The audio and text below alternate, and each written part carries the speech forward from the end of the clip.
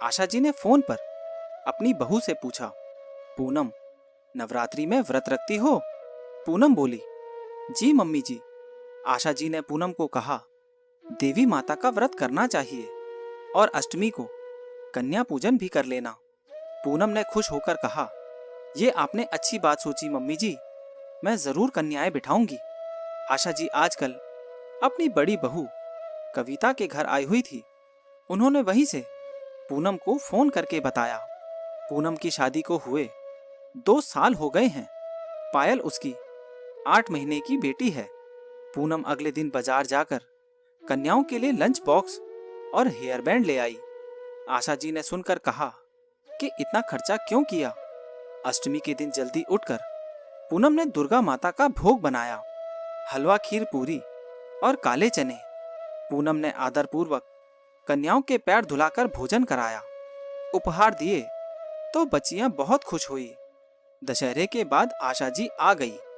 आते ही उन्होंने घर की बागडोर फिर से अपने हाथ में ले ली। पूनम को उन्होंने बड़ी बहू कविता के किस्से सुनाए।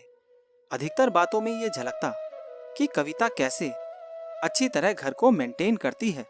पूनम का घर फैला रहता है, कविता खुद भी घर में तैयार होकर रहती है।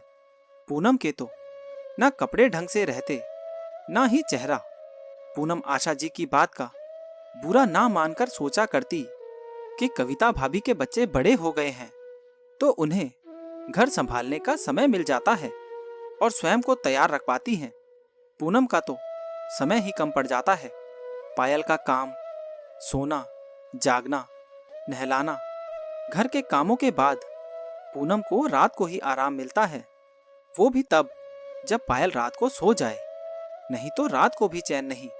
पूनम आशा जी को अपनी माँ के समान समझती थी और पलटकर कभी जवाब नहीं देती थी। पूनम सोचती कि जब पायल बड़ी हो जाएगी तब जाकर वो भी अपने लिए समय निकाल पाएगी। दशहरे के बाद करवा चौथ आया। आशा जी और पूनम ने व्रत किया। करवा चौथ के 4 दिन बाद होई अष्टमी होती है। उस दिन के लिए पूनम इस बार उत्साहित है। पूनम हुई अष्टमी के एक दिन पहले आशा जी से कहती है, मम्मी जी, कल सुबह की सहरी के लिए मीठी सेवई, हलवा और कचौड़ी बना ली है।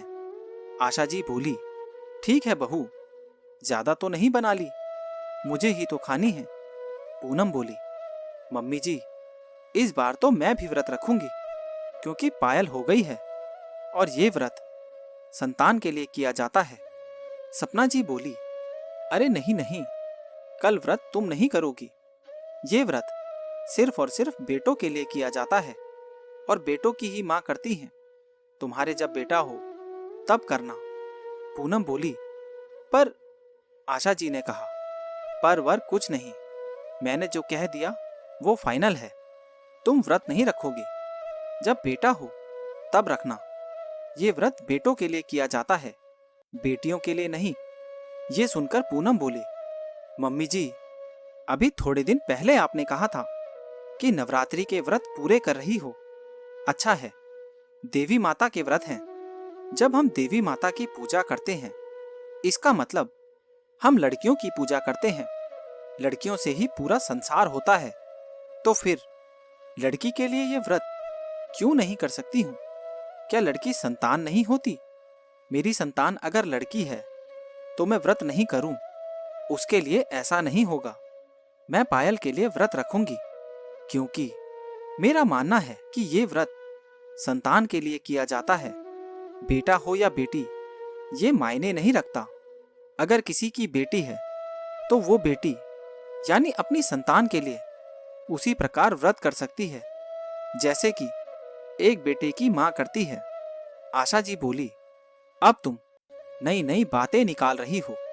मैंने बेटी के लिए होई अष्टमी का व्रत किसी को करते नहीं सुना।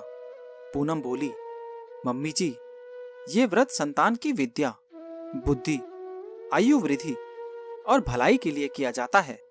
उसके शुभ के लिए किया जाता है, कुशल मंगल कामना के लिए किया जाता है।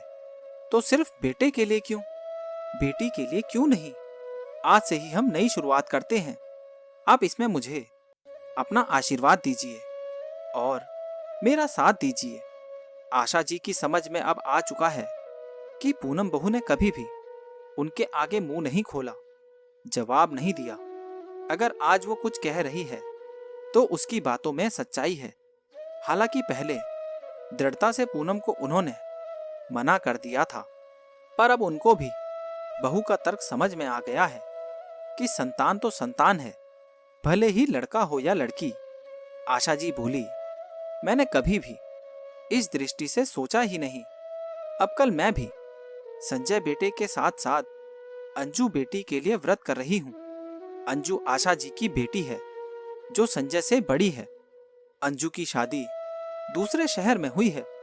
पूनम ने जल्दी से आशा जी का आशीर्वाद लिया और रसोई समेटने चली गई। सुबह उठकर व्रत की तैयारी भी तो करनी थी।